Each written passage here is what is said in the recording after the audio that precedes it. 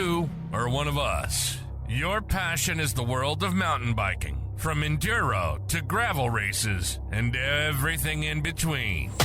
This is Insider MTB, the podcast that takes you behind the handlebars, into the dirt, and behind the scenes of the mountain biking world. And now your host, Austin White. Episode 11, Spencer's favorite intro. I don't know how much fucking better it could get right there. I'm Austin White, Spencer Rathkamp with us. This is a little bit of an Olympic 2024 Paris talk. Spencer, what's up? Olympics are back, and we have a couple seats as the U.S., but I don't know. Yeah, we'll get to that. We'll get to that. We got some cool guests on to discuss all things cross country. And, your favorite. Yeah, all that whole vibe. But no, man, things are good. We're here. We got another episode rolling, and we got a lot to look forward to. How long did you do like cross country? That was what I got into. That's how I got into mountain biking, and I raced cross country stuff for like 4 or 5 years or something, and decided I couldn't go. I didn't decide, but I had a buddy of mine that races in the Tour and stuff, Tour de France, that I was training with. He was like, hey man, in order for you to climb like these guys, yeah, he was just real with me, and I respect him forever for that. Yeah, he told me stop wasting my time.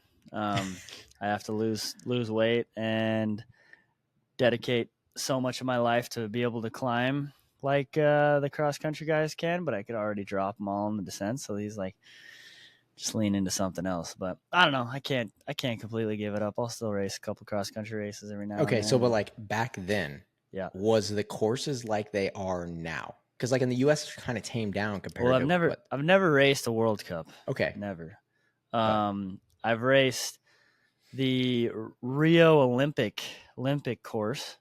I did an event 2 weeks before the Olympics, a test event there, and the course was pretty gnarly. It was pretty technical. Really? It was fun. It was super fun, super man-made. But that's like right up your alley. Yeah, I love it. That's great. If all courses were like that, I probably would have been a little better cross-country racer. But unfortunately, here in the U.S., for the most part, trying to change things. Ty Katie's big proponent and getting stuff a little more technical in here. And there were a few races like Missoula, Montana, the Missoula XC race that were a little more technical and not as roadie focused, because that's how a lot of the races are here in the States. It's the strongest person wins, where that should be fairly true, but you should also be a good bike rider. And sometimes a lot of the Americans aren't necessarily the greatest bike riders because they spend all their time on the road and just drilling themselves. Is that kind of like why Nino was he 38, 37? I'm not 100% sure, but like he's able to still kind of just slip in some of those wins right now. Like, oh, I mean, Nino's an insane bike rider. There's a famous trail in Laguna Beach, California here, called PG's. You might have seen a video going viral just a couple weeks ago of some guy going off a famous drop that is pretty death-defying, and if you don't make the left-hand turn, you're dead. I didn't think it was possible to survive, but somebody just survived it last week. He went off the edge. Anyways, maybe in post or something you could put that video in or something, but it's crazy. But anyways, I might be messing the story up a little bit, and we can have one of these guys on in the future to clarify. But Hans No Way Ray was, I mean, he needs no introduction basically. And Brian Lopes, also extremely talented bike rider, very, very, very successful. And they bet Nino like $1,000 a piece, I think, that he could not ride PGs without a dropper post by riding high posted. And Nino Schurter has ridden PGs high posting before. Shut up! Is there a video? I think it was probably before social media was really a thing. But yes, so Let me tell you, I would be absolutely terrified to even try this trail without a dropper post. It's crazy, and that's just goes to show you how talented that Nino is, and a lot of these cross country guys are, especially at the high end. I mean, you have to be a great bicycle rider and a great bike handler, like Chris Blevins is, and some of those other guys. I mean, Keegan Swenson was on our last episode. I mean, you got to be able to ride a bike well, to race and be successful in World Cups. But I would say like Blevins is fucking amazing on a bike as well. Like if you just took away XC, the dude's that's what I just said. That's literally what I just said. Yeah, totally. But I mean, like compared to some of the others, I would like if let's just do your top 5 of actually gnarly talented. If you didn't have XC, would we put like Blevins and Nino up in that area of in the top 5? Oh man, dude, that's so. I don't even know if I could build a Mount Rushmore. I mean, like well, not on wins, but just like like no, I know. Yeah, I mean, okay, yeah. Are you gonna put? I don't know. That's you would have to give it to Nino hard. for riding that without a dropper post almost. But like maybe if we just challenge Blevins to it next time we have it on. Yeah. Hey, bud, we got a challenge for you. Yeah, literally. But then I don't know. I mean, would you put it almost feels weird or wrong to put a Nino Schurter next to Brandon Semenuk or something of like in a technical sense. But who knows? Maybe we need a unique race that brings them all together. Dude, I kind of want to do that because, I feel like I could succeed in something like that. You could do like a stage race where you have to race a road bike on one day, and then a mountain bike, and then a XC, downhill, enduro, cyclocross. Like you have to race every type of BMX bike. Do you go to the level though of like, is it Red Bull Rampage at some moment? You got to do a trick. Or is it just like a downhill race? Maybe. I don't know. Yeah, I've honestly never told anybody about that, but I've wanted to do a video series of some sort about that where I race the like highest level athletes. No. I know, I'm just saying. Like more refined, like head-to-head, me against Chris Blevins. Okay, we're going to race a cross-country race today, see how much I lose by, and then we're going to race a downhill race the next day and see how much I win or lose by, and then based off of the time differences you kind of score and see how level we are, or do a bunch of different disciplines. I don't know, that's just something it'd be cool because I'd love to do something like that, just challenge myself against all of the best, and that's kind of maybe why like Blevins does like a Downieville, right? Like because he has some of those skills of that and still other skills as well, right? Keegan smoked everybody.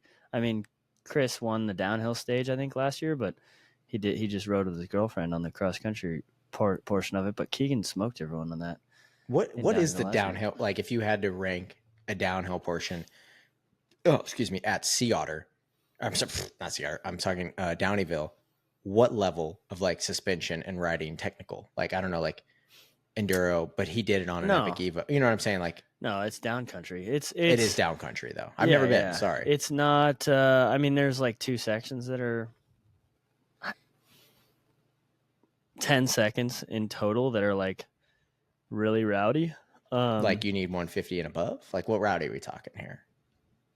Man, no, none of it needs anything more than like a 130 bike at most, really, for all of it.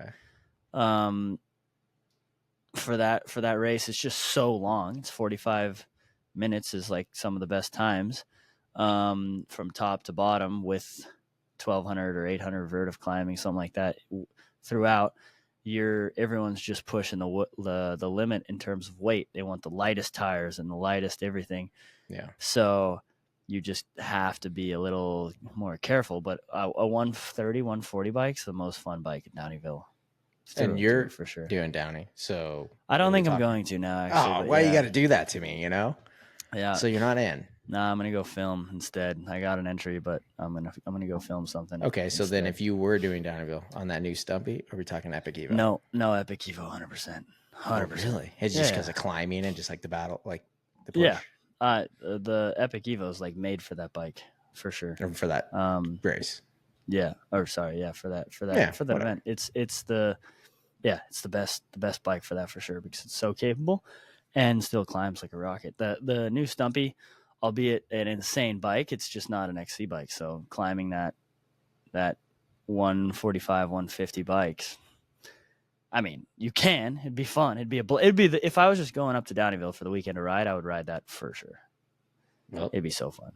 But if you're I racing, I need to go. How far is Downieville from us? 6 hours. I don't know, maybe even more than that.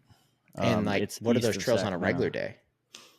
Super Or do they fun. like? There's so much. I mean, there's better riding than the actual Downieville downhill. Is it kind of like there? Kernville? More rocky in the trees. It's 7 hours from us right now.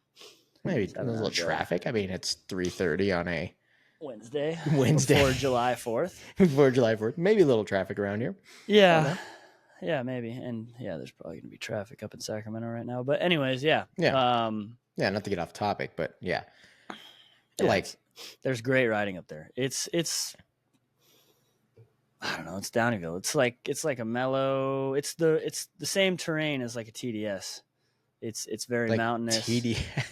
Same terrain. Okay, terrain. Sorry. Okay, the but terrain. You're in trees, you're forested the whole time. Okay. And yeah, they're super, super, super fast trails. Like in the third divide and stuff down at the bottom, the last few sections, you are just absolutely nuking. Then there's a section called Baby Heads that's full of just like little boulders that is pretty fast, but it's incredible. It's such a sick event. I don't know. Maybe I'll change. Do you have to my mind climb and it? go. You don't have to climb it, right? In the race, yeah. So you start at the bottom, climb up, and then go. It's a point-to-point race. The first day of Downieville is an XC race. It's 24 miles, something like that, with like 4,200 feet of climbing, I think, something like that. You start right out of the gun with a 3,000-foot 3-mile climb, I think is like the number. So it's like an hour directly out of the gate climbing, maybe a little less than that. I don't know. It's like an hour of climbing right off the rip. It takes like people like 2 hours, 2.5 hours to finish the XC race, I think, typically, unless you're Keegan Swenson. And do it at negative time, actually, to give you time back. Yeah, and then once you get to the top, you're more or less descending the whole rest of the day, but there's still some climbing, and you're on the pedals a lot. And the following day, you have to do the downhill portion, which is 80% the same trail. There's just a few. You start off from the top a little differently than they do in the XC race, and you have to do it on the same bike. They weigh the bike before the XC day, and they weigh the bike before the downhill day, so it has to weigh the same. I mean, where people like throwing some more weight or something in there to help for the downhill, or like, what are we talking here? You can't, because it has to weigh the same. I know, the but number has to be. They obviously started it for a reason. That's kind of yeah, for sure. I mean, you would want to run the lightest possible tire setup and everything on the XC bike on the XC day, and then throw some beefier tires on for the downhill day just to hit stuff a little bit harder. Yeah, I mean that would make sense, but they prevent that. But yeah, it's all mountain, unofficial all mountain world championships, because it's supposed to bring the best all mountain rider out. Why did you have to fuck it up and not go? I was gonna. Maybe we should have done a video now at it. Now I'm thinking like, damn, maybe I should have gone. It's in 10 days. Maybe I'll still go. I don't know. Yeah, I mean, on that rigorous training program you're on right now, right? I'll be fine. Yeah, you're good. You're drinking a Coca-Cola. Coca-Cola's sponsoring you in the background. I mean, you're good to go. Right, they should. Yeah, team player over here. Right. Dude, but first off, like, what about the trails right now, man? Like, they're a little fucking dusty and a little bit dry and a little fucking overgrown, right? Summer, it sucks. I mean, it's so hot. I think, let me see right now. It is 99 degrees at my house right now. Summer's here. SoCal summers are rough. It's like impossible to ride in the middle of the day, even though I try. That's why we're doing the podcast right now. Yeah, but all the growth is now starting to die off. So it's weed whacking season, snake season down here, and I don't know. How about you? You been riding? No, I mean, I've just been riding park, dude. All I ride is park. Oh yeah, you've been out Big there. Mountain. How was Angel Fire? You know, I've never been there, but fuck, another 9,000 foot damn base mountain was rough for a little bit. I was hurting. After day 3, it was just survive. That mountain's cool though, huh? Yeah, no, the trails are pretty cool. The backcountry stuff that they opened up just for the BME was pretty rad. Reminded me a lot of sunrise style stuff. Yeah, I mean, I don't know, like that lift, and I was asking all the athletes, I was like, is this the longest lift to the top you've ever rode? It just seems like it goes forever. Straight up the mountain. Yeah. Well, yeah, you rode the lift, right? Yeah. Doesn't it seem like the longest one? Like I want to calculate the distance. I don't know. It is, seems it weird. Is long, and it goes up to what, 11,000, 12,000 Yeah. feet? Yeah. Like that? And those are some pretty long trails there. Yeah, and it's rough, man. Yeah. I was actually pretty good for this one. It wasn't that rough. Oh, really? Good. Yeah. No, it was like almost perfect berms. I blew a fucking spoke out. I was slapping the berm so hard, you know, next level. I'm sure. Professional athlete, trainer, me over here. Why didn't I see the clips? Budget cuts. Okay, gotcha. Yeah. Gotcha. For Hey, some, can I ask you something quick? What are our thoughts about old Colty P stirring the pot? Woo! A little Colty bit. P. That brought some people out of the woodworks. I love it. It did. Yeah. I mean, we don't have enough time to go into that topic. Maybe we do another podcast on that. Why Actually, I think we not? should. Well, we're about to go into the Olympic talks. I would actually love to talk about it a little bit. It's quite interesting because me and you both have a little bit difference of opinion on it for sure. Yeah. So I think it'd be a great podcast. I would like to do one. I think we should do one with maybe some racers, some other people on the other sides of the scenes, like maybe veterans / younger racers, you know, because they all had different opinions. And I think this past weekend at BME, I know that the top rows all ended up having like a 2-hour long conversation between each other. And it got a little interesting. Yep. I know that. I just don't know, you know, like it's competitive.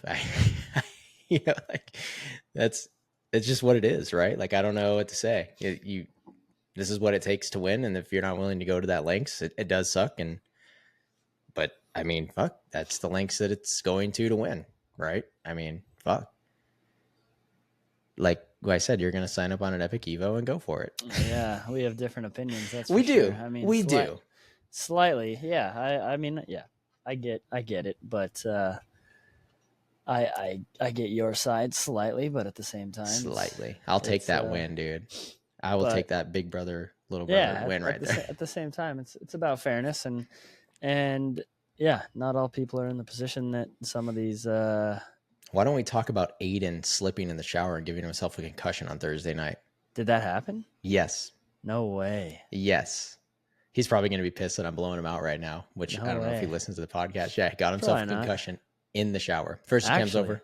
Yeah, on Sunday, he was like, I was like, man, why is he kind of riding like shit? Like, and he's like, dude, I got a concussion. I'm like, dude, you raced? And then oh, poor guy. Someone was like, yeah, tell him how it happened. And I was like, oh, dude, did you fucking wad it? And he was like, in the shower.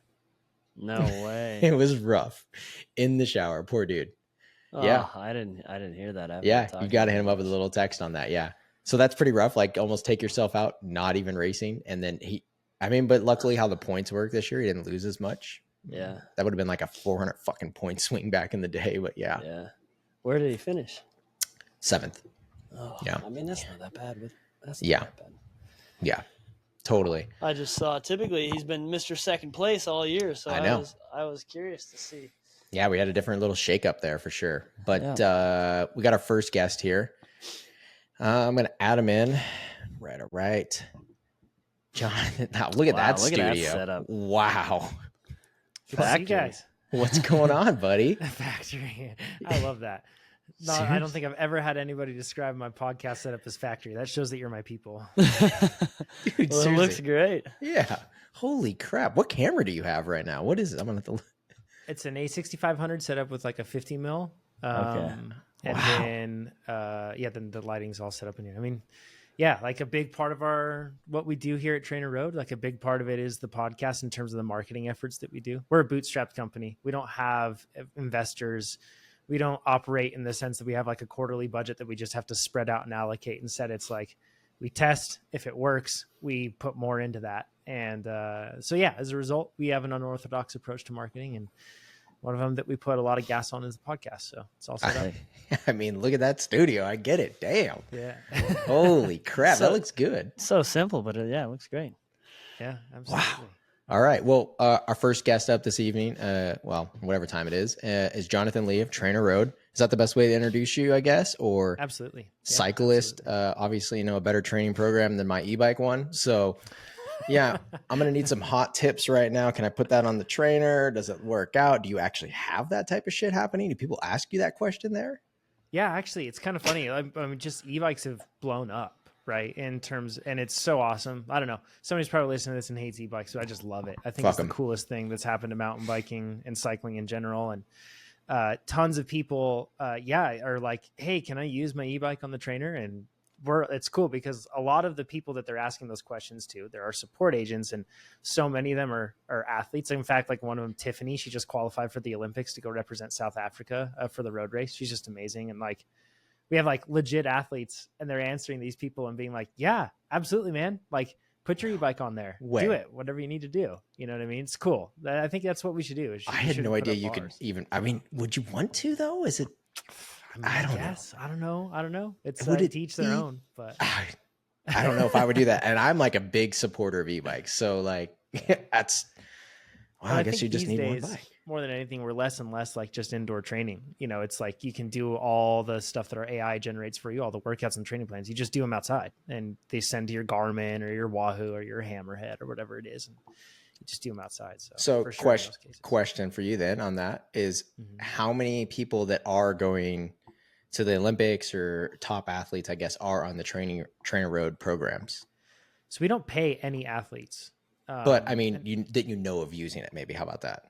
But yeah, you know, I don't have a count, but I do know that we've seen like, we've seen they've reached out to us and let us know that they use it, or they've asked if we can sponsor them. And yeah, it's way more common than people would think.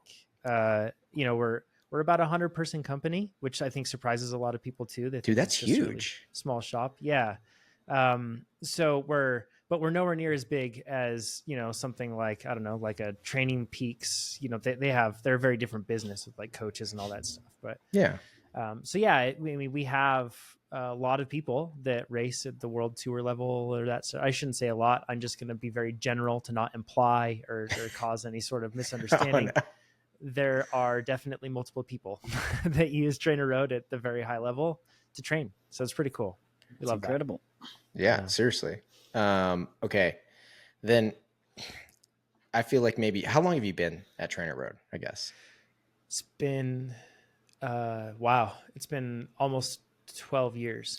So basically since the beginning, more or less. So yeah, when we didn't even, I remember like, it was just like Starbucks at first meeting up, and then like it was a co-working space, and we felt super official, like, you know, leasing a desk at a co-working space or having a membership. And then, then leasing offices. Now we have our awesome office here in Reno, but our employees are all over the world to get the best engineers and stuff. You know, some of them might live in France, or might live in South Africa or Australia or wherever they may be.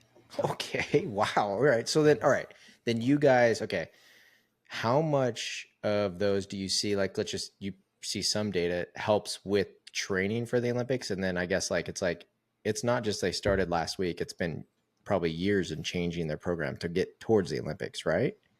Yeah, that's an interesting thing. So you're like athlete trajectory, basically, on getting toward the Olympics is what we're talking. Yeah, man, I feel like there's so much that gets in the way of an athlete getting to the Olympics before just talking about their training program, in terms of all the barriers that you have to hop over. I mean, Spencer, you're an example of like an outstanding talent on a bike, I feel like. And, but even you ran into, and you didn't become some, you know, national level, elite level champion, right? But you, in terms of like Cat 1 sort of stuff, you're absolutely there and always there. An athlete, even with your talent, though, you still bump into barriers. So like what these athletes bump into, it's just, it's a lot. Like getting to the Olympics, you have to have the genetic lottery. You have to have the work ethic lottery, the mindset lottery. Then you have to have the team of people around you to be able to support all of that. Your chef. And then honestly, you have to have some luck. Like, you know, you look at it right now, Bjorn Riley is an incredible mountain biker, but he's not going to the Olympics for the USA right now. Kate Courtney, she's an incredible mountain biker, but she's not going to the Olympics right now. And it's, you know, a lot of it comes down to your country, how many points you've amassed over a certain period of time. That defines how many people your country can send. And hopefully you've amassed a lot of points, but then on top of that, if you have, it's probably because you have a lot of competition to be selected. So you really have to run the gauntlet. But in terms of training to get there, Yeah, I mean, for a cross country Olympic, like what we're talking about here, these are like really special athletes, and you do have to build the sort of base for so many years. You have to build this aerobic foundation that allows you to then every year you can raise the stakes and raise the level a little bit more and a little bit more, and just incrementally get yourself up to a truly world-class level. So, I mean, yeah, it takes a lot. That's for sure. So, okay. So not all of our viewers or listeners might know about TrainerRoad. So I'd like to give you an opportunity to step back in this conversation, at least for a second, and maybe introduce in your own words what TrainerRoad is, what your involvement with TrainerRoad is and has been from the beginning, and what you guys really do and what you're trying to achieve with it. Yeah, for sure. Put it simply, we use AI to make cyclists faster. And the way that we do that is by bringing in all the data that athletes use to train. And when they sync all their data, then our system understands it, analyzes all their performance, and tells them what workout they should do to get faster the next day. So it's pretty cool. It's really advanced. For a long time, we started out and we were just an indoor training tool, right? And where it's like you would pair your power meter or your trainer over to TrainerRoad, and then you'd see your data up on there and you could get in structured workouts. And then smart trainers came along. That was really cool and an innovation. But the whole time we were sitting back there and thinking about this grand vision of like, let's find the best way to make a person faster. And the way that we can do that, we're actually in an advantageous position because we have all this data that's really well structured in a controlled environment. It's not a laboratory, but all these people are training inside. It's relatively controlled. And if we can get a lot of data that's really well structured like this, and then bring in additional data outside of that from all the other stuff that other people do when they're riding, not just like nailing intervals to the T, but when they're racing, when they're riding, whatever else they're doing. If we can bring all that in, we should be able to train models on that might be able to decide how to give you a better workout than a human would. And that's the goal. So it started out as an indoor tool. It's become much more than that. It's really like, we're aiming to be the cycling's most effective training system across the board. So yeah, it's really fun. And I've been with the company from the beginning, really focused on marketing. But as you guys know, Austin and Spencer, you kind of manage your own deals and your own companies, and you guys wear a lot of different hats, and who knows what you'll do one day to the next. And it used to very much be that way, but these days I can focus more on just specific marketing tasks and helping our company move along with that. So then how much outside to inside riding does the TrainerRoad guy do? Yeah. Well, for me personally, yeah, you. I do. Man, I could probably pull the exact percentage, but I would say that I do probably around 85 or 90% of my training outside. And then the rest of it would be inside. Maybe it's closer to 80 just because I live in Reno, Nevada. And in the winter, it's not really nice to train outside. So it's really like, for me, structured training is the priority because I have kids and a demanding job and a lot of other demanding things in my life. So whether I do that inside or outside is kind of irrelevant, but I get a lot of joy from doing my workout outside, whether it's mountain biking and then being able to descend a fun trail in between my intervals, right? Or whether it's just being outside and enjoying that. But I also understand that like a lot of people listen to this, you probably like indoor training is just such a hack to like get the most out of yourself when you don't have the circumstances that allow it. And a lot of people listen to this with jobs and all the complexities of life, and man, it really helps. So, but yeah, I do almost all of my training outside. Damn. I mean, so do I. I mean, yeah. Okay. So then I feel like Epic is your weapon of choice right now. Yeah. Yeah. Love that. Much road, just all cross country. What are we at? I do a decent amount of road racing. Well, I used to do a ton more. But these days I feel like it's tougher for me to squeeze away and get to races. But no, so I do road racing, love crits. They're tons of fun. It's like the ultimate, it's like a chess match and with super high stakes, and every move that you make is paid in terms of like energy and pain. And so like pavement maybe hitting you as well. Yeah. Maybe that. Yeah. Hopefully not that sort of pain. But I love crit racing and that sort of thing. But yeah, my primary focus is cross country, and I've raced some enduro. Like I did like the amateur level of like EWS at a race once here at North Star, and that was a blast. Is that how you met Neil or no? No, so my background is in the moto world, and I What? raced motocross as a kid growing up, and ski raced, but moto was like my thing and my obsession growing up. So you rode Honey Lake? Oh, all the time. Yeah. Always did the Loretta qualifier, 4-stroke nationals back in the Fuck day that place. there. I never did good once there. Hell no. Hell Gets so rough, right? Yeah, and that's why you probably have some fitness. And I had nothing when I went there. I was like, "Where's the oxygen?" Yeah, high elevation too. But I loved the sport of moto. I miss what it feels like to be good on a dirt bike, and I know that if I got back on it, I wouldn't be good, and I wouldn't have that feeling. I'm fucking with you on that. Spencer over here, 25 plus guy though. He's ready to go. Yeah, I know. He's still young. Yeah, Spencer could pick it up tomorrow and qualify for Loretta. So so far from that. yeah. Oh man. Yeah, but I love motocross, and that was like where my roots were. And actually, before TrainerRoad, I was it was while I was in college. I was working on this startup that was effectively there's a service these days called Lit Pro in the moto world. And what it does is it tracks what you do on a bike. And prior to Lit Pro coming out, we had the same idea. Oh, really? And the concept was that we were going to make the moto world more data driven.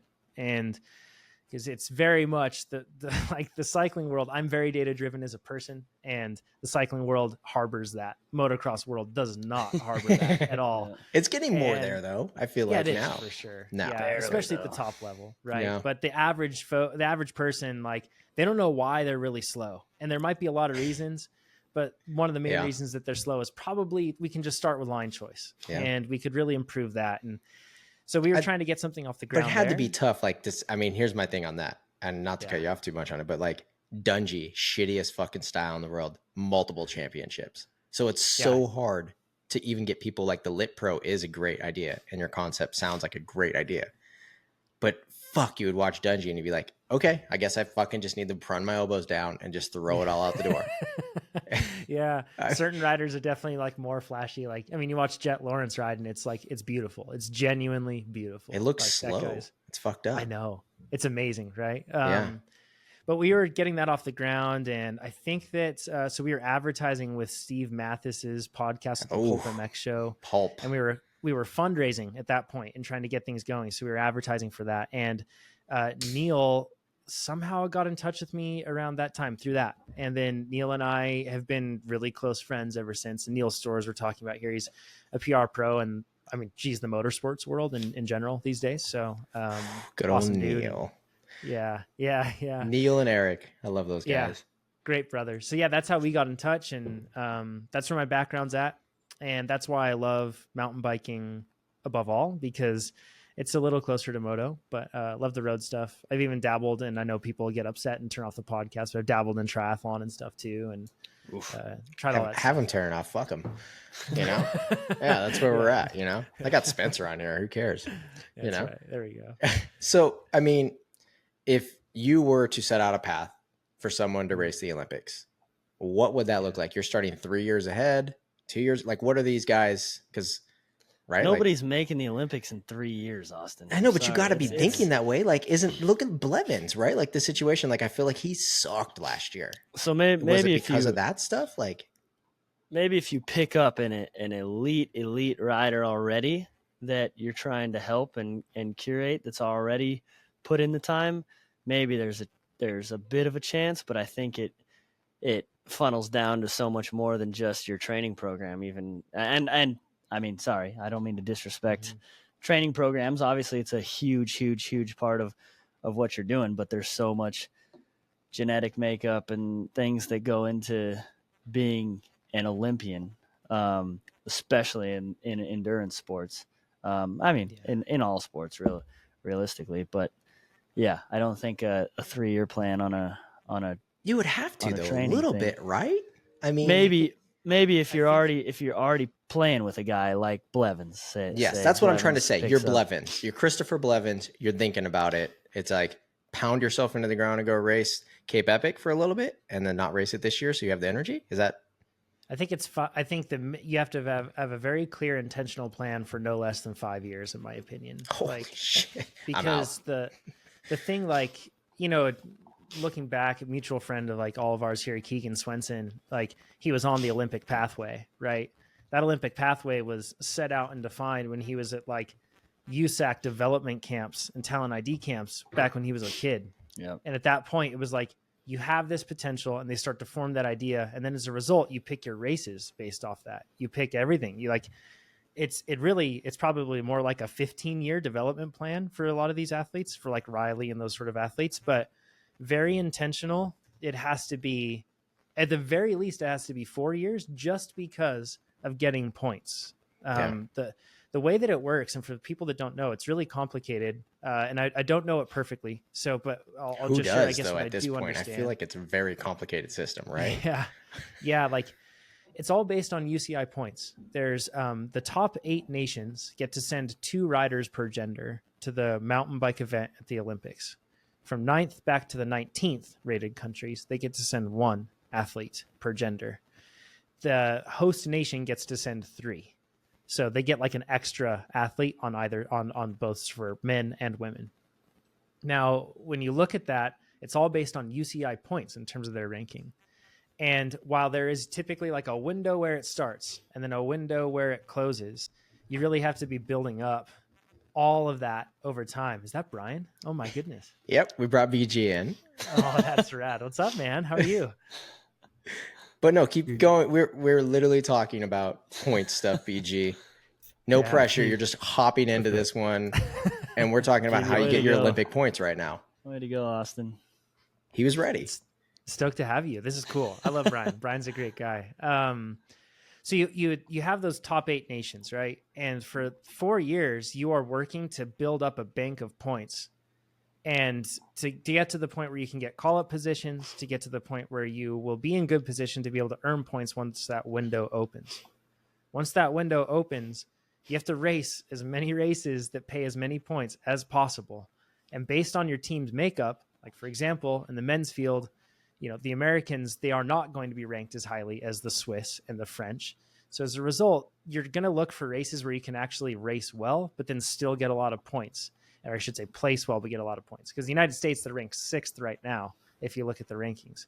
So they're going to be going to Greece doing a stage race. They're going to be going to like all these random countries when they should be taking an off season. And they're going to be doing these races because they need to get points. And the really weird and complex part of this whole thing is that you probably need to ask riders that have no chance at making the Olympics to also sacrifice their time, their energy, and their results that they could be having at more immediately important races. They have to sacrifice that to come help you get points, to help you get to the Olympics. And all the while, if you don't make it within the top 8 nations, then you only get to send 1 of you. So in this case, like Chris and Riley, if they're going into these races, they're either allies and working together, or they're kind of enemies, because then they also have to be like, well, you worked so hard to get all these points and now it's benefiting me and you miss out on it. So it's like, it's a really tricky situation, especially if you're somewhere around that 8th position, or you could fall back within that. And if you look at the points, it's like one weekend you could swing like 6 positions around there because the point density is really, really close.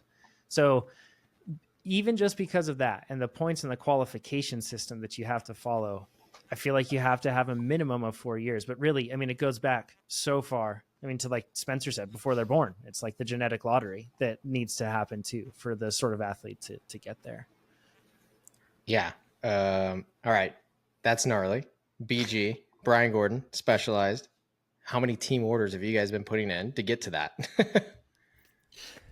Gosh, I don't know. I mean, it's a long play. So, the team's been working on figuring out what athletes are going to make it there.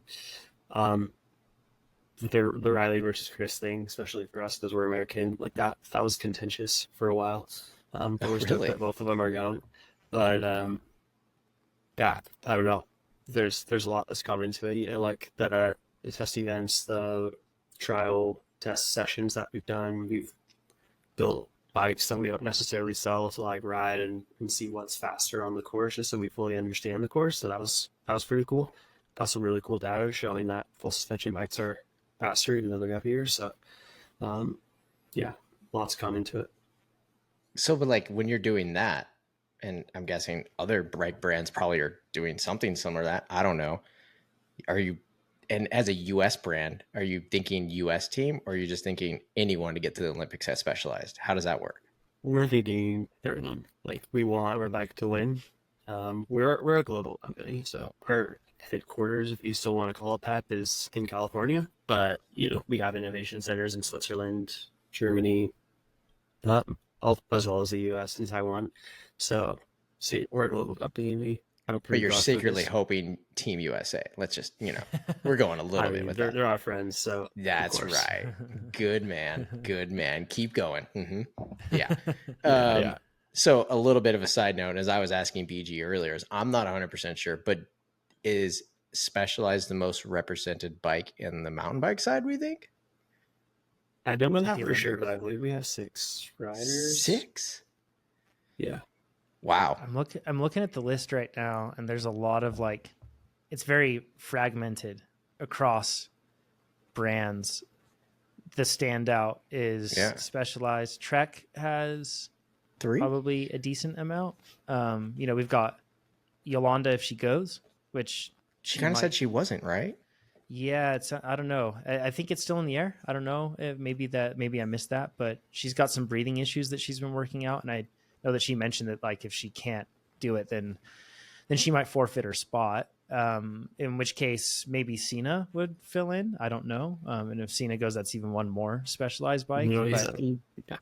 Yeah. So Specialized seems to lead. It's going to be the most prevalent one, and I feel like this is probably getting a little further into where we're making predictions and stuff into this discussion, but I feel like there's a really good opportunity for Victor to win this race. I know Tom Pidcock's he seems like the That's logical Spencer's favorite. pick. Okay. Pidcock over here. Yeah. But Victor, honestly, we haven't really seen Victor in form without some sort of negative circumstance. And then Tom race each other this year, in a heads up scenario. And I feel like Victor in form, especially on home soil, it could be really the French have done some stuck openings on home soil. That could totally. That and in motocross, but yeah. And in all cycling, all forms of cycling, I would say. You're right. Not to put you on the spot a little bit, BG, but what's been going on here, you kind of know the guy, so we're just going to get a little insight on him, but is he backing it down on some of these World Cups to save it for that right now? Or is some other stuff going on? What's up? I think that's the logical assumption, right? King Oslo needs to carry his spot. The French pool of talent is super deep. So it wasn't a free ride for him. He has Saru, a few others to battle with. So he made a showing at the first 2 World Cups, and I think showed he was strongest, and there was no debate there. And then he was locked in, and now kind of what's the point? It's the biggest race of his career potentially. Olympics in his own country. I think that's his big goal. So for him to go and perform at all these World Cups and potentially burn himself out, I don't think it makes as much sense. So yeah, we'll see. I'm really curious to see about him and Pidcock both in top shape and fully gunning for the win. Are we gonna keep the chain on the bike this time? What's up? No pressure. No pressure. We will do what we can to keep the chain. Sorry, I had to ask. We actually made him custom chain guys so he could run a large chainring. Really? What size does he run? That's his top secret information. Oh fuck! All right, sorry. I know. I'm sure everyone's listening to this who is racing the Olympics. They're gonna get that info, and we just fucked them. But I'm a 34 guy, and it's fucking rough. So if he's any bigger than that, fuck, dude. He had a 40 on his bike in Nova Vista. So is this custom made? Holy shit! Do they make that? Manual states 36 is max capacity. A 38 fits very close. I run a 38 for most of my training because I do a lot of my training on not steep stuff, and I want higher speed. Wow, that's pretty sick. I run a 32. I'm bigger than Spencer. That matters to me right now. I've heard about the 40 though, and I don't know if people space it out or get the chainring custom made or anything else, but I know the 40s exist. I've seen them and handled them and stuff. Yeah, when he ran into them, they did spaced over a bit, so his cranks were slightly offset. I'm not sure what they did to compensate with pedal washers or Kuya Dustin or something like that, but it was also for a short track race, so you just deal with it for short track. I don't think he ran a 40 in the head steep. So what is this guy on an e-bike? Oh, It's they're probably next going level. faster than you go on an e-bike. Well, that's apparent. Everyone in this room is faster than me on an e-bike. Okay, I couldn't even when you guys on an analog, I'm fucked. Like there's no chance here. So look, I mean, is everyone else running 40s? Like, I mean, and not saying on your team, but just everyone. Is this where everyone's at? Like, what the fuck are we doing here? It It's depends all on about the chain nature of line, the course, right, Brian? Yeah. Well, For those yeah, guys. chain line. You can stay out of the, if you want to be in, you want to be in the small cogs. There's more track there, so there's that topic. And then just depending on the nature of the course, like you don't want to spin out in a sprint and lose it over that. If you don't need the climbing gears, then better to err on that side, I think. And to be clear, I don't run a 38 in most races, right? Like, But you I'm own not- one. It's in I'm the not a garage. beast. yeah, no, it's on the bike right now. But yeah, I'm not fast enough to run a 38 on most courses. But it is really interesting. Like if you use the SRAM app and you look at your drivetrain and the time spent in your different cogs. Granted, there's like barriers. There's like if it's like a range, you have like on one side you have your 10, on the other side you have your 52. And if you're getting ground down to like 40 RPM, you need to change your chainring size, right? Like, so there are those sort of limits to consider. But when you look at the time you spend, ideally you're spending the most time where your chain line is most straight instead of way up high on that chain ring or way down low. Yeah, It actually does like add quite a lot of drag to the system. So for these sort of guys like Victor and those sort of that are really like splitting hairs, that's why you'll see number one, they have the power to be able to pull it off, but that's why sometimes they make those decisions is because they're like, well, on this course, I'm going to be spending, 85% of my time within the center of that cassette if I use this chain ring. But if I don't use that chain ring, I'm going to be pushed further up the cassette or further down the cassette. And that's going to cause more drag, Wow. So, yeah. So now from a training perspective, not to change the subject here, what are your thoughts on we were just talking about Victor maybe coming out swinging, doing a full blast beginning part of his season and then stepping it back in preparations for the Olympics, and then you have somebody like Tom Pidcock who's doing the exact opposite. You go from racing a World Cup now to racing Tour de France up until the Olympics basically, and I don't know exactly what he's doing, but 5-hour days on the bike consecutively or 3 hours, however long the stage is, isn't exactly my idea of perfect cross-country training, especially if he's coming to I mean, I know Tom Pidcock's Tom Pidcock and it's probably going to work out, but those are two very, very, very different approaches to Olympic training. Yeah, it's interesting because kind of earlier what we were talking about too, there's nothing special that like an Olympic athlete does to train for the Olympics. They might do some course specific adjustments to their interval training where it's like for this course, if it's going to be, and this course is a bit more like punchy and not like steady rhythm, steady climbing. So as a result, they're probably going to be focusing on repeated efforts rather than something a bit more sustained. But really, it's not like there's no Olympic workout really, like these athletes are just going to be focusing on VO2 max and anaerobic capabilities and the ability to repeat them. And that's going to be more their focus now. Whereas in the months and months prior, they were really focusing on building up their aerobic base to be able to support that sort of training. But the interesting thing for sure is that like an athlete like Chris, Haley, all these other athletes and Sevilla that have been fighting to get points to qualify, they had to peak around Brazil to a certain extent. It may have not been the highest peak they've reached. Maybe it was, I don't know, but they did have to peak and then they have to reset and rebuild to go back in. And so that's why we're seeing like right now, Chris not having as good of results. That's why we're seeing Haley and Sevilla not having as good of results. Although Sevilla's have been like really impressively consistent amidst her turn down. It's been very impressive to see. Riley has still been up at the peak. And the question is, can Riley just keep riding this wave? I don't know. Like it's going to be crazy to see. He's, BG over there with a smile. Yeah. It's the hard thing. I mean, a peak is inherently has a steep side on both sides to it. Like you can't otherwise it would be a plateau, right? You can't maintain that high level of performance like that. So going back to Pidcock, we have Victor and we have all these other guys that are probably turning down and they have been turned down and they're ramping back up because they have the race on July 29th. So they're a little under a month away now. Yep. And compared to Tom, I have no clue. Tom's in a totally different world where his team is probably much more focused on the Tour de France, and he is what it sounds like one of the multiple GC hopes. So with how his tour has been going so far, it's not likely that he's going to be in podium contention or anything.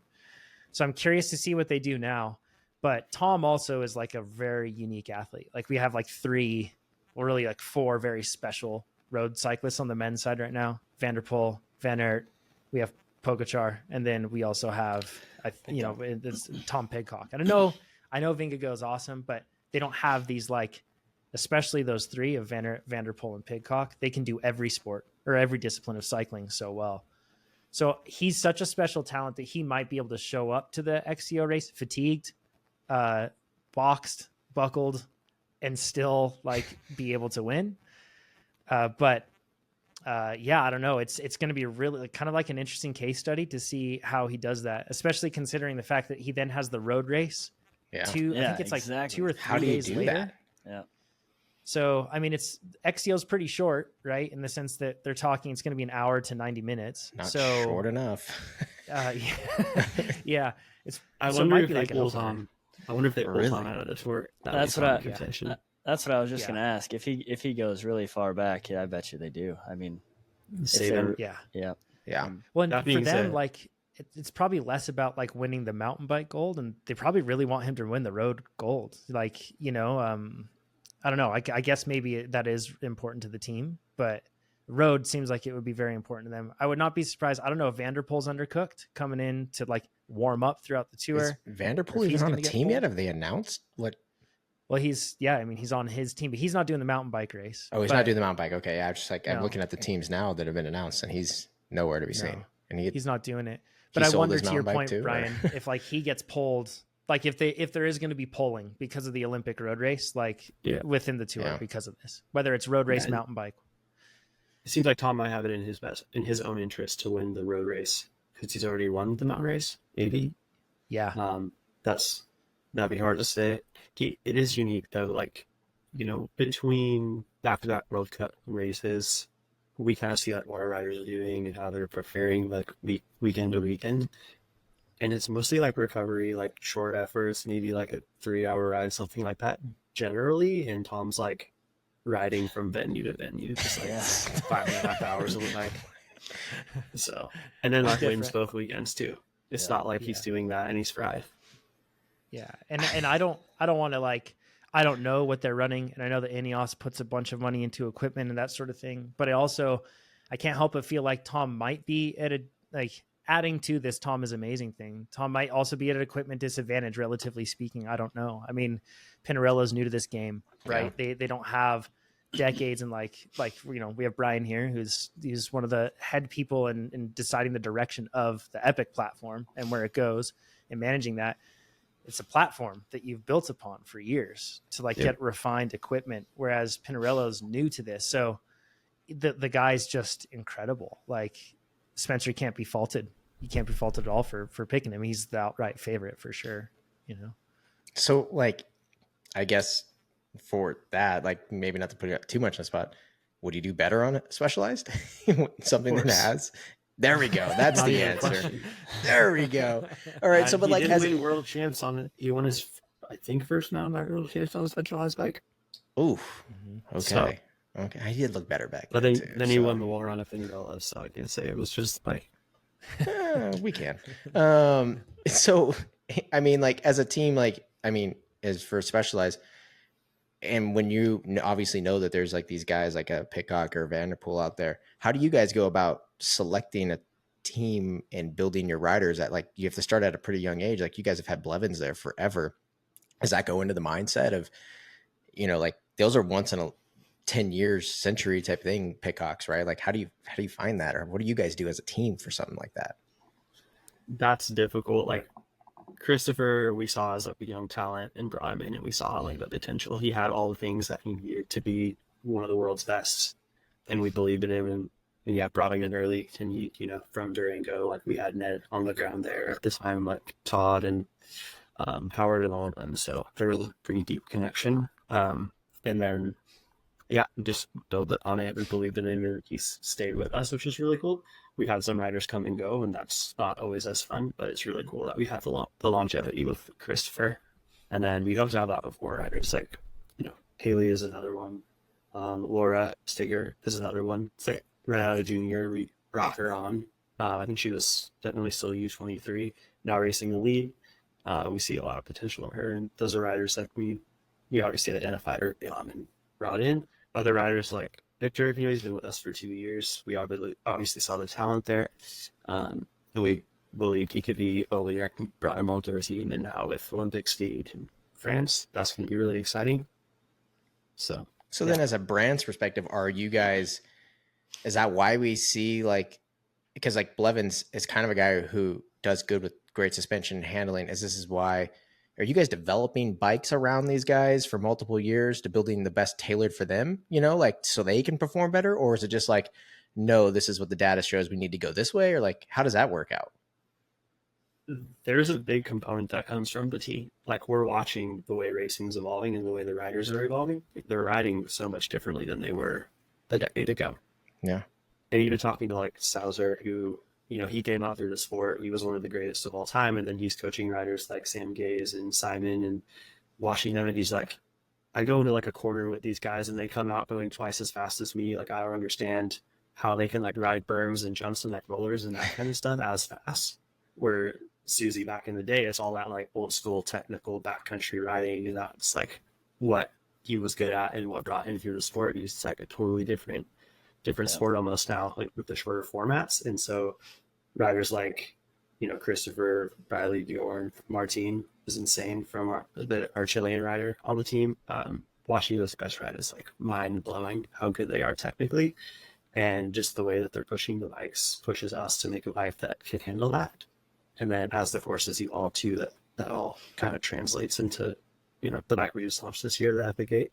So, yeah, it's something Austin and I were kind of talking about before you guys came on. The rider, especially the cross country rider, has been pushed to evolve so much, and especially the United States American riders. I mean, when I started racing cross country, I mean, you would be pretty strapped to try to find a super technical cross country course in the United States. And it was kind of breeding these roadie-esque riders. And I mean, obviously Blevins is a proponent that's come from the US scene, but most of the people growing up that I grew up with racing were not as technically savvy. And it's kind of cool to see the courses are evolving. And now all these other riders are especially at the World Cup level, are extremely talented bike riders. They're not just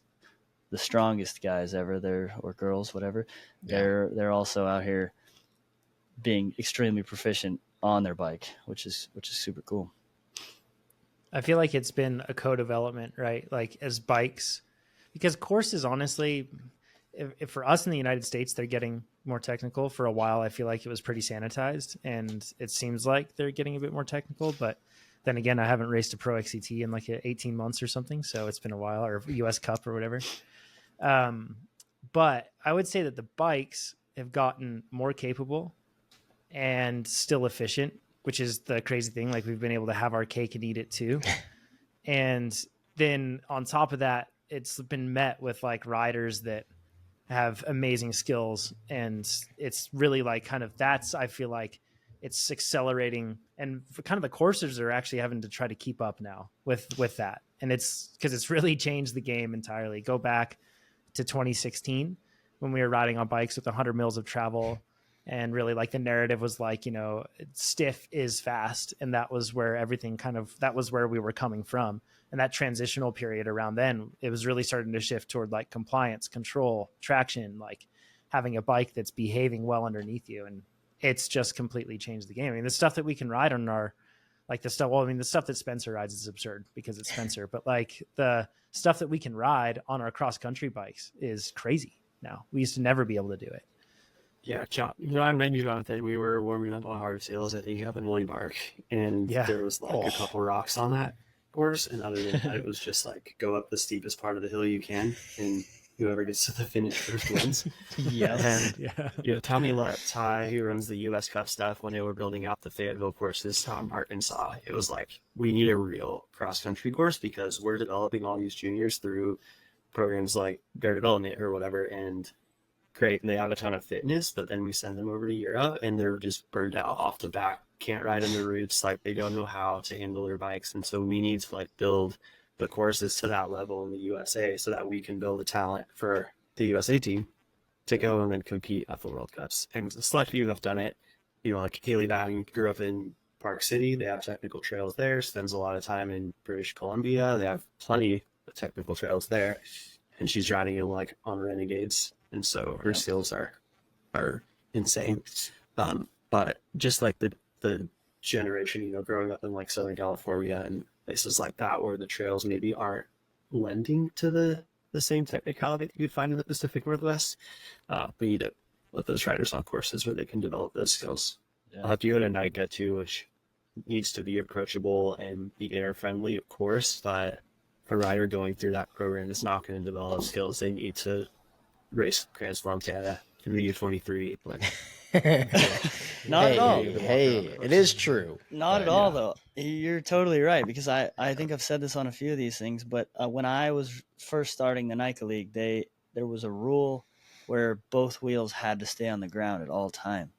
Like, you could not jump. You couldn't hit some jumps in the back section of Vale Lake because it's dangerous. And I got reprimanded from doing that before, and like I bet you did. I mean, that just wasn't. I can't see Spencer abiding by those rules at all. Yeah, that's just not the right way to develop skills. Sounds like a lawsuit. It was all.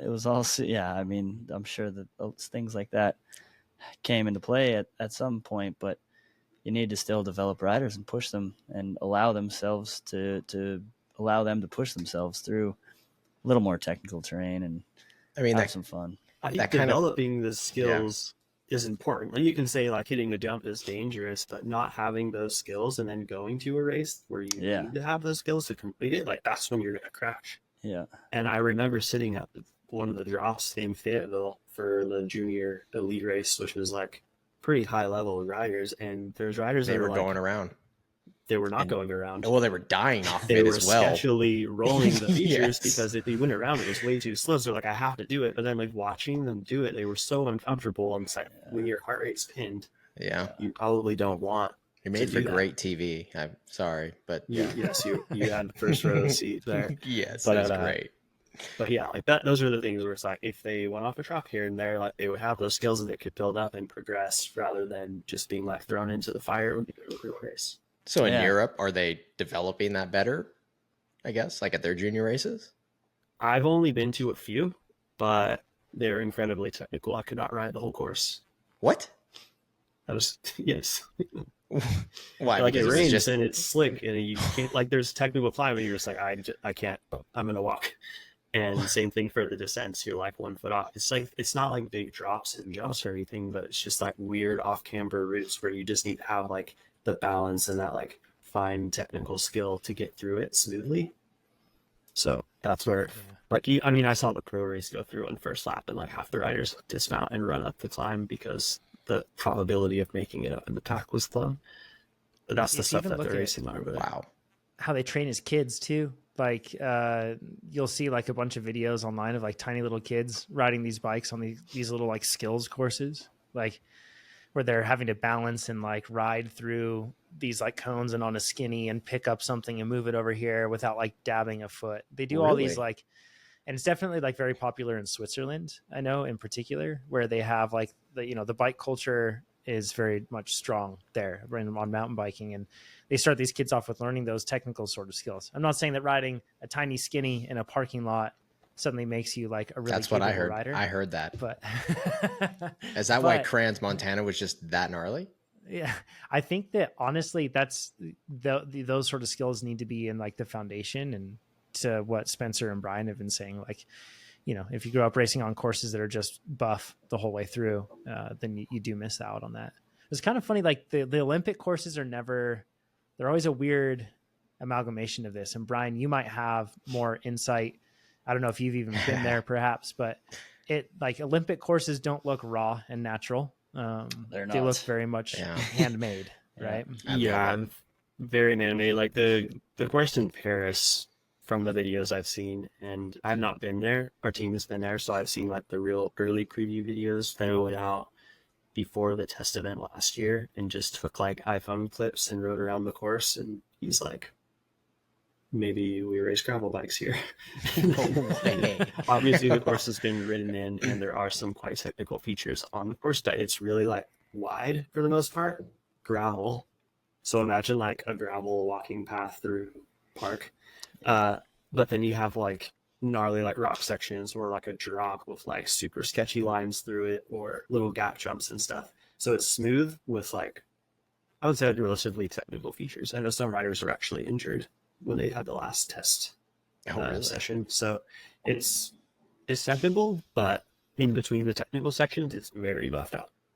Yeah. So I was lucky enough a handful of years ago, about 2 months before the Rio Olympics, to go down and do a multi-sport race, and I rode a test event on the Rio Olympic course, and it's very much that in between, exactly to what Brian said, in between the technical bits, it was like a golf course pathway. Like it's perfect, pristine little gravel trail, and then you get off or you keep going, and now there's this boulder field that there's only 2 or 3 options to get through this, and it's extremely technical and extremely gnarly. But then once you get through it, you're back to your smooth path, and then they put logs in, and it was super, super challenging because it just feels so unnatural, and there's no natural flow that you have.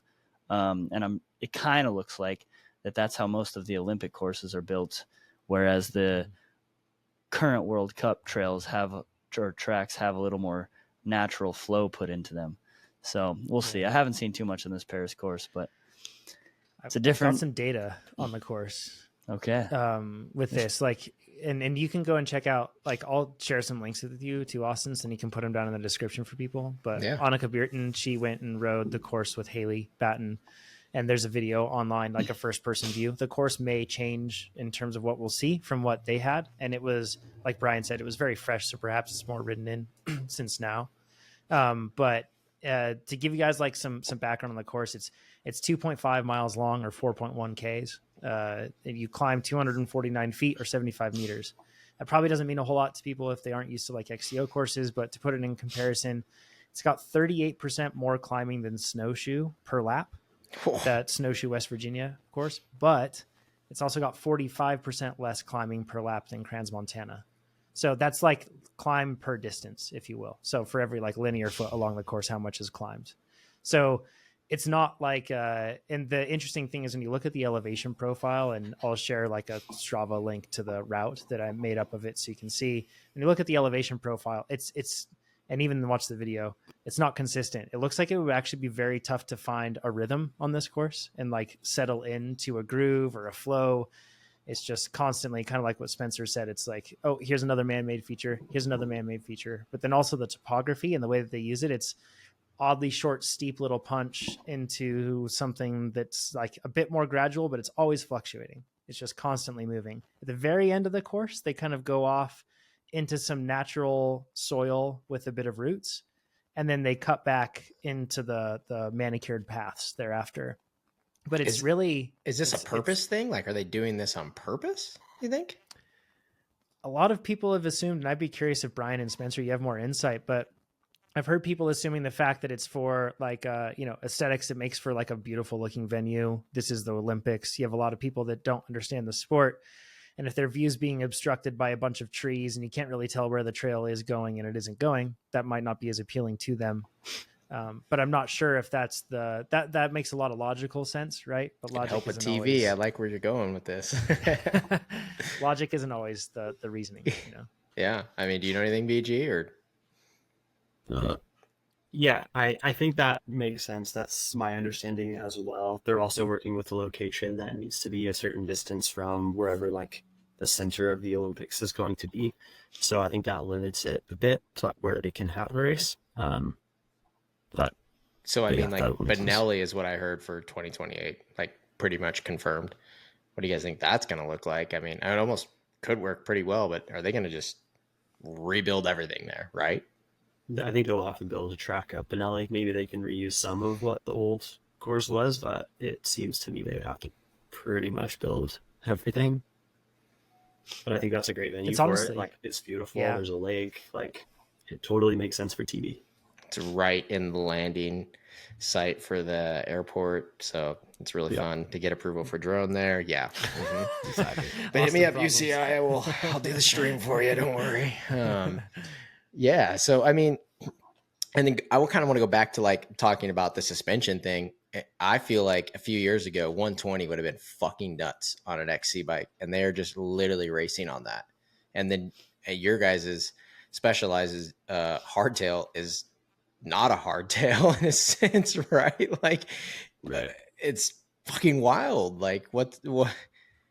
Is it the speed, the courses that made you guys go this way, or just the technology? Is it a combo of both? Yeah, sorry about backwards. No, you're good. So, with hardtails, it was interesting. Like, Haley and Christopher historically have been like major hardtail fans. They love like the snappy, accelerating feel they get. They love them like they are. They love how they climb. Our goal with Epic World Cup, which is our short travel, 75 millimeter travel kind of hardtail replacement bike, was really to like build a bike that could replace a hardtail in terms of the pedaling response and snappiness, but not let the rider down when they got into technical terrain. And so we prioritized that bike with zero sag. It rides really high up. It has like full on hardtail pedaling response. But when you get into rough sections, you can carry momentum. The wheel starts to move. It has kind of this like blow off feeling, and it's just really cool. It's also a bit lighter than the Epic 8, which is our 120 platform. With the Epic 8, we saw with our previous generation Epic platform, a lot of riders gravitating towards the Evo because of the capability and how light it was. When you put a lockout on it, it pedals great. So we kind of were like, okay, what would we do to this bike to make it ready for a World Cup race or a race like the Cape Epic or something where efficiency is still a major priority? And so we kind of rethought the kinematics there, the shock tuning, things like that. Obviously focused a lot on the frame layout, making sure that there was great stiffness there and it was super light. And then, so now we have these two great race platforms, which I'm really excited, like as a product manager of both of those bikes, to see both of them represented at the Olympics. So we will have some riders on Epic World Cup, some riders on Epic 8, and it really just depends on what the rider is looking for, like how it suits their riding style, and then where they think they can, focus on different parts of the course and make up time. Of course, the Epic 8 is going to be a little bit more on like the capability side. Side was unevenly. Along with Alan, so riding through those like boulder fields and drops and things like that are going to feel really nice. Whereas the Epic World Cup, since it holds you up high in the rear, and it's more or less like an automated suspension that's extremely immediate. Like whereas Flight Attendant takes a minute to get you back to lockout, the Epic World Cup will return you to an efficient pedaling position immediately. So as Jonathan was saying, like the course is super punchy. You're constantly going to be in and out of the saddle, up and down, like down like a drop, but then immediately sprinting up a hill. And so there's no delay. The rider will be in like the most efficient position and ready to attack the time immediately. And that's where the Epic World Cup can yield a benefit for the rider. What's the consensus then? What are we seeing? We're seeing a pretty even split. I think we'll have 3 riders on Epic World Cup and 3 on the Epic 8. So that is Pidcock on a hardtail? TBD. So a lot of riders were testing hardtails.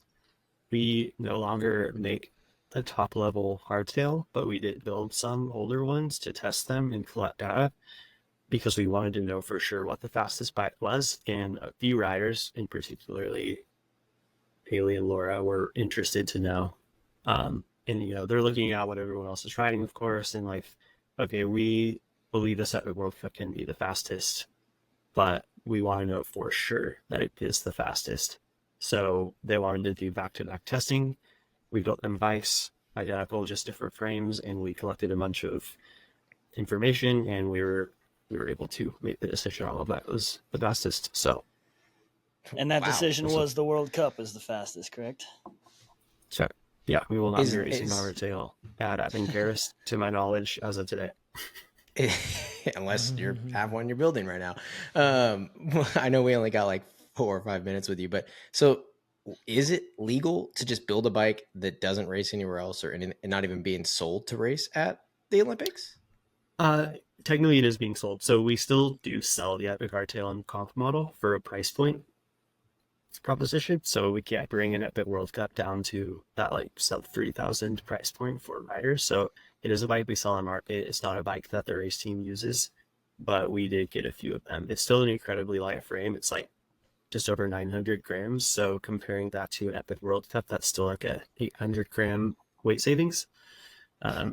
So it's worthwhile to test, because if that can save you a little time on the climbs, then it's worth it. And I think what we found was it was like 2 to 3 seconds or something faster over all the climbs to be on the hardtail. But when you factor that in with all the downhills and the drops and the recovery rate and all of that, we believe that there's much more time than 3 seconds over the race. It sounds painful to ride a hardtail.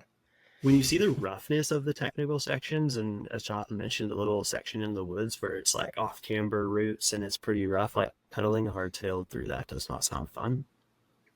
The cool thing, from my very biased perspective, is that we have great full suspension bikes to offer our riders that are incredibly light. If a rider is coming from a brand where their full suspension option is 25, 26 pounds, a hardtail makes a lot of sense. Yeah. But when we have a full suspension bike that can be sub 22, like a competitor's hardtail is, only a pound, maybe 2 pounds lighter. And so they're not really getting that same advantage with weight, because we have such a good full suspension bike. Is there anything inside the swap box when they're racing? No. If you look closely, there's not even a lever on that box. It's a bolt-on. Very easy solution. So no tube? Nothing? No, they don't need that. They've got Texans. That had to be a weird decision for you guys because it's the same front triangle, right? Why would it be a weird decision? No, I don't know. They're not in. Isn't it added some weight, right, to have that hole, or? Yeah, so the reason we decided to put a SWAT on the bike was because we have that World Cup for the very weight focused, efficiency minded riders that are racing shorter format racing. We also, on the other side of the spectrum, we have racers going to VC bike race and doing these marathon races with D50s, with set pick, whatever it is, and having some storage is nice. So, and then beyond that, we knew going into this project that we would make Evo builds for Spencer to do 360s on and stuff, and trail ride on. And so having storage on a little bit more trail oriented bike for just long backcountry rides was really important. And if anyone needs a swap box, it's fucking Spencer. Which I'll have you know that 90% of the time there's nothing in mine. I know. He's always getting fucked up shit out there, and he's like, I ain't got nothing in here. And I'm like, bro, let me just pull the camera bag off. I'd say you guys did a really good job on the newest version of the SWAT door, the one that's on the Epic, and I guess now the new Stump Jumper that just came out too. It's got to be the most simple door I've seen, across different brands and stuff. It's easy to get a lot of bulk because you're trying to create a strong door that can have a bottle cage on there, and heaven knows we all reef on our bottle cages a little too much in different angles. You have to account for all that, but this has to be the most minimally designed. It's very elegant, I guess I would say. I don't think there's probably not a big weight penalty there. It's not massive. There is weight there. For instance, the frame is structurally perfect to ride without the door. Ooh. And the door weighs just under 70 grams. So at bare minimum, it's a 70 gram weight add to the bike, but it's still an incredibly light bike, and it makes it so much more versatile. Not that the trade-off was worth it. If you ask for a World Cup team, they will disagree wholeheartedly because they're fully focused. Well, that's what I mean. That's gnarly. But they do say they love it for training with the bike. But if it could be lighter, I would say don't do it, because when they're on race day, they of course want to have the lightest thing possible. That's to Jonathan's point. This new slot system that we've developed is incredibly steep and much lighter, and a much simpler construction in the frame and everything. So that was why we thought that it could work on an Epic. I think the previous version, it was a little bit too bulky, even just the visual weight of having it there. It was just kind of too in your face. The interface to use it wasn't as convenient. So this was kind of but if this SWAT system doesn't make it to production, we don't want to slot on the Epic. but if we can do this, then like we totally do want him on the Epic. And that was like a decision we made in development. I think there's a key point to make too, that all of us overestimate the impact of weight in terms of like affecting our times, and we underestimate the impact of like the positive impact of compliance and like the other things that don't seem to necessarily make you faster. Like all of us obsess over it way too much. I always run these like simulations all the time for different athletes, like focusing on different races or goals. And you're tearing my dreams down right now. Just to let you know, I need the carbon bars. Make carbon everything on my bike. We'll get to why we should have carbon stuff. It's different though. It's not just weight, but like and Brian's better to speak on that. But like when you look at the difference between a pound of weight and what that pound makes on something like a cross country course, and you were talking like the person can't feel any difference. In theory, you're just adding a pound or removing a pound. It's operating in a vacuum, right? And I guess I'll use like Alpe d'Huez as an example, like that famous climb in the Tour that everyone hears about. You know, the fastest times are somewhere around 50 minutes that somebody's going to do. For somebody like me, it's probably going to be like an hour, 15 minutes. I don't know. But if I'm going up Alpe d'Huez, it's going to cost me, having 1 pound extra is going to cost me 4.5 seconds. That's based on what Best Bike Split says. So like, I know that we always think it makes a huge difference, but I think that in practical tests, and I'd be really curious, I bet like Brian said, his athletes like the feeling, and that like Epic World Cup, when you get out of the saddle on it and you sprint, it's a hardtail. Like you can't feel any difference on it. It's really snappy. And I almost wonder if that psychological difference makes us feel faster. Sure, I think. And then, you know, like it certainly convinces us, but even makes us maybe ride faster in a few ways. But just in terms of weight and its impact, it has less of a detrimental effect on our times than we think. But the reason I think that we have like carbon and all that stuff is because you can tune the feel of everything so particularly.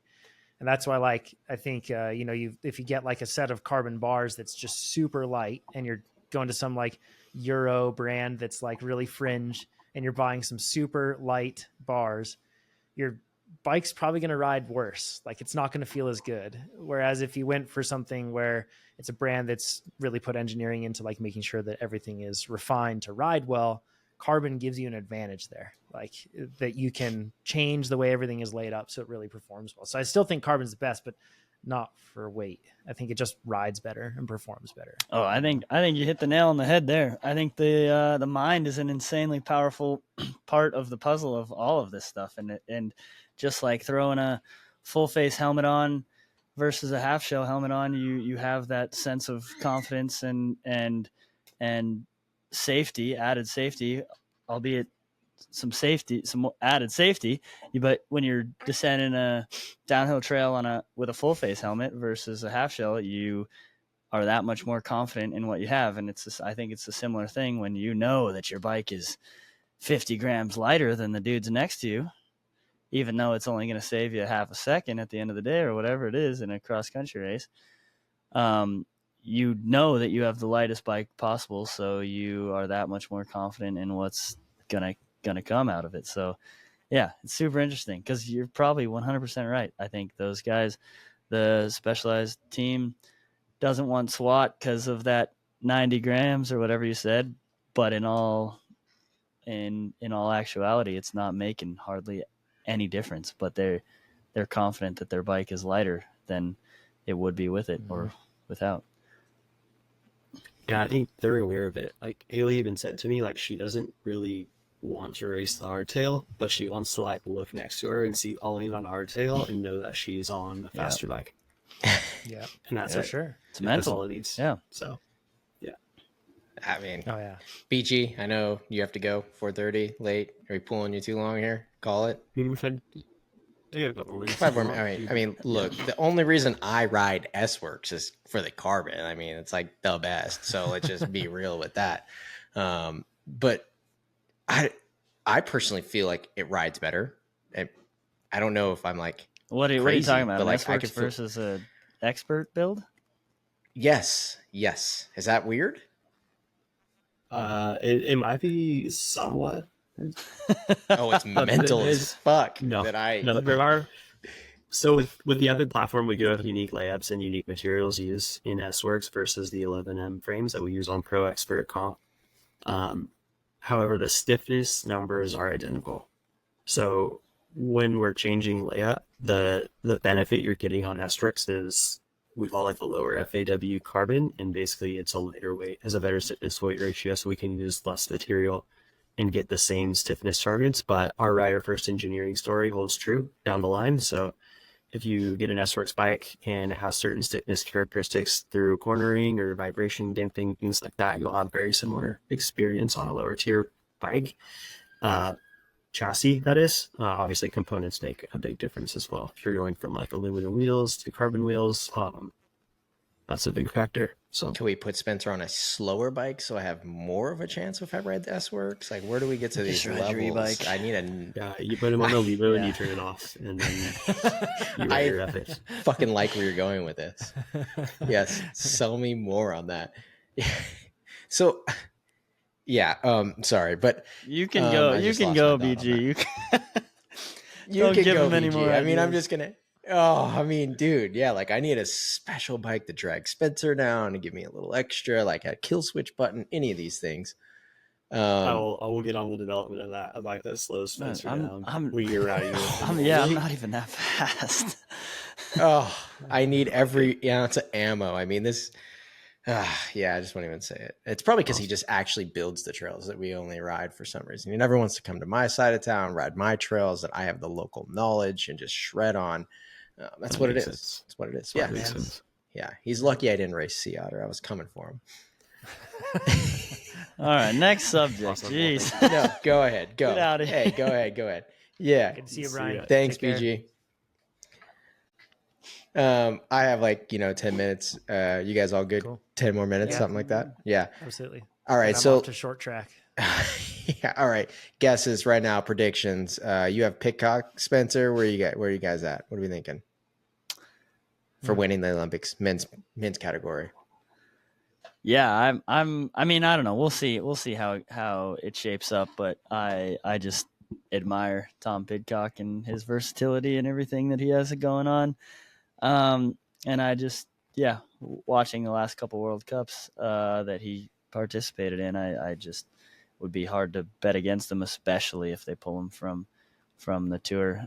Even if his priority's road, no, I don't think there's a bone in that guy's body that'll sit up in an XC race if he's in a position where he can win. So, yeah, I think I would love for the Americans to do really well and play strongly, and if we can pull off a win, that would be incredible. But for now, my selection is Mr. Tom Pidcock.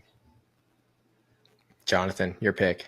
Who are you going with? Yeah, Pidcock, Koretsky, Schurter is my podium. Oh wow, you got the top three on you. Hit me hard right there. Yeah, that's what I think. But I would love. That's like what my brain says, but what my heart says is, of course, Nino. Like, that would be like amazing to see him win, and then also to see Koretsky win. But that's what I think will happen. Pidcock, Koretsky, sure. Yeah. You can never count Nino out. No, he's probably like in this situation where he's like, I don't know. Do you think I can? And I bet he's like excited at the chance that he could. That's the difference, right? Like, he's just so incredible. And people are starting to count him out too, which I think is probably fuels his fire even more. Has Nino ever won an Olympics? No. Yeah. Oh, he has? Yes. Oh, shit. Yep. Sorry. A couple of them. Okay, I suck. Rio Sorry. champ. Knowledge. A couple of them? Yeah. Okay. I think he's two-time. He definitely. I'm two-time. pretty sure. Let me see. I guess we should look that up. Yeah. Women's top three then. Where are you guys at on that? Jonathan. Pauline Ferrand Prevot first, Puck Peterson second, and Haley Batten third is what I'm thinking. Pauline just seems like she's on a different level right now. That's crazy, right? And she said that she's done after this year, right? She's like, I've accomplished everything I wanted to.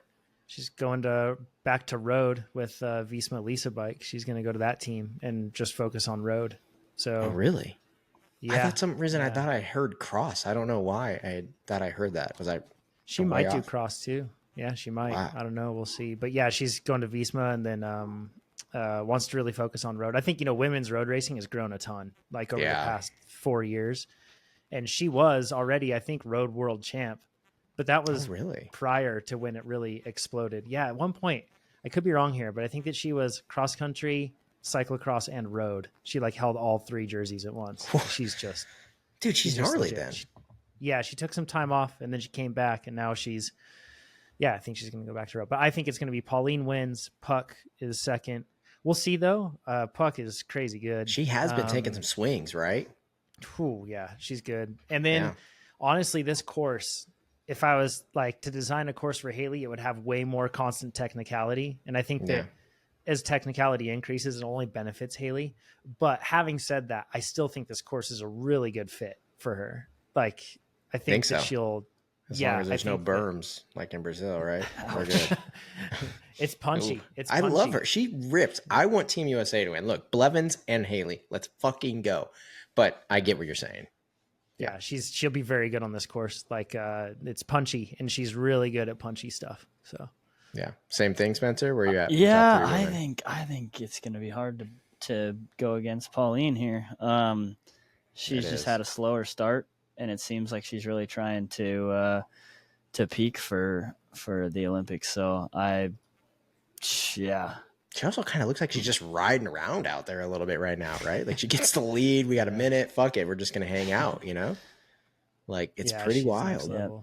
Can we touch on, before we cut off, can we touch on the other Americans really quick too? I think Riley, Riley's been firing. Like I said, we'll see if he can hold the peak. It'll be interesting to see how he can deal with like the big stage of racing with the elites. And that his first time ever doing that, he'll also be racing at the Olympics. Yeah, pretty cool. That's a lot of pressure, but Riley, to Riley's credit, he's only proven that he can deliver under pressure so far. Like he hasn't proved otherwise. So I think that he's probably considered an underdog, relatively speaking, being the young kid. So I would absolutely not be surprised if he was within 5th to 10th. I would expect him. I think I even expect him to be somewhere within there. He's that good. But that said, if he doesn't finish there, I kind of get it, because it's like first time with the elites and all the pressure, but Chris, I think this course has Chris written all over it too. Like really punchy. Oh yeah. Like he's so good at punching. I don't know if Spencer's ever raced him. I haven't raced Chris, but I mean, I've watched it constantly. And like in Brazil, when he just punched it over that rock and just got 3 people, like they were standing still. If somehow you could make like a race, just like 40-20s or like 20-20s, like 20 seconds on, 20 seconds off, Chris would be the greatest in the world. Like he would destroy everybody. So I think he'll do really good on this course. And I think that Chris also, he has a track record of just delivering under pressure. But when pressure's higher, he does better. So I think Chris could be top 5. That would be really cool. And then Sevilla, if you look at like how she's how consistent she's been, even though she's been like not prioritizing results and she's just like trying to let herself go down so she can build back up to a peak again, she's super consistent. Like placing very well. She is slowly going up the food chain. It's crazy. And I feel like the sky's the limit with Sevilla. Like she's very low on the trajectory that really has no end yet. Like she's just beginning on that trajectory. And the one thing though is, and I could be totally wrong, Sevilla, if you're listening to this, but I feel like Sevilla is really good at stable climbs and ones that are a bit more like consistent effort that grind people down. And so I'm curious to see how she does on a Sergi course. All that said, I expect to see Sevilla within 5th to 10th. Like I'm quite confident that she'll be there, and I could absolutely see a situation where she's in top 5. I wonder if there's ever been any selection process where they think about that. Like they think more so than how the points have been or how their last results are. But I wonder if they're like, oh, okay, hey, we know that the profile of this course is going to be like this. This rider maybe hasn't been doing as well, or she hasn't been doing as well, but they're really, really good at these punchier courses. And I wonder if they ever think about that, or if they just kind of give everyone the benefit of the doubt and break it down. I looked up Nino. Nino has won twice, 2012 and 2016, Beijing and Rio. So he's a 2-time Olympic champ. Could be there. Oh yeah, he's the GOAT. The GOAT. I mean, how could you? I don't know. I feel like, so then if it rains, Who we picking then? No, Does I it don't change think up it your changes order, that or are much. we still sticking the same? Really? Yeah, I don't know. I mean, I think Pidcock if likes to it crash in it. rains, yeah, it's true. That's true. I don't But he's care. also like, look at how He good he did. is in cyclocross. He's very good at riding Oh, a bike fuck, I that's like forgot. not doing well, right? In bad conditions. Like that's like one of the things he's best in the world at. So I don't think it changes a whole lot because Victor's also really good in the mud. Nino isn't very good in the mud. Like he's come out and said that. So maybe that affects there. But Chris has shown that he's really good in it. Riley has shown that he's really good. And Haley. What is Riley's lap time to like the pro men? I don't know. I'd have to look. Even though he's but had I know weird conditions difference, but in a lot of circumstances, they're just as fast. And they even have like, sometimes they have faster peak time. Like their fastest lap time of the race is sometimes faster in U23s than it is in elites. Is that just because you don't have as much competition? You're kind of you're not as worried someone's going to come and attack I would later say in the race that as would much, be maybe? the exact opposite. They're more, they're if they had less competition, they should be going slower, ideally, or whatever. They make a break, get out in front and cruise it in rather than drilling it. I think it's mostly a maturity thing, whereas the elites tend to just chill a little more. I mean, obviously not chill, but let the race come to themselves and play out rather than the younger juniors and the under 23 guys. I think if they're feeling good, they're attacking as much as they can and cycling through that stuff, and that's just part of the development process. And I think with everything, like even in moto, some kids will come out and who am I thinking of? Like a rookie outdoors right now. Yeah, Look They like all the kind of do futures. it. They'll And be even the fast. future stuff, like where you see these. And then Tomac first outdoor. Exactly. Daxton Bennick, that kid, right? Like he was crushing the Supercross Futures races recently, and now he's in the outdoors and he's just Even Julian Beaumer came out first couple Supercross races this year, and you're like, holy smokes, leading laps, and you're like, man, this kid might be it. And then, I mean, stuff happens, and that potential still might be there, but it's that young buck mentality. Yeah, they send it. Yeah. So then maybe we need to change our. Maybe I'm going with Riley now. I don't know. Maybe he might just fucking fire it off. He could do really well. Yeah. It could be. Yeah. Fuck. I guess maybe after practice, like I need to put my picks in on the fantasy league, change it real quick. What's up? Sure. Cool, you guys. I just want to thank you all for just doing this shit. Right. Is there anything else we're missing? What do you think? I feel like we can go down deep rabbit holes right now, but ripped a little pod. Like, another one off the old list and keep it rolling. We should have you back, Jonathan, if you're down for it. Talk some numbers, crunch some numbers. Yeah, happy to be. See what else we can get into. I'm gonna just redo my studio because apparently, he's not the first guest that's come into here and had a better, nicer setup than we have, so it's okay. I know Sebastian did come in firing. Yeah, he was ripping. Yeah, that guy was on it. Yeah.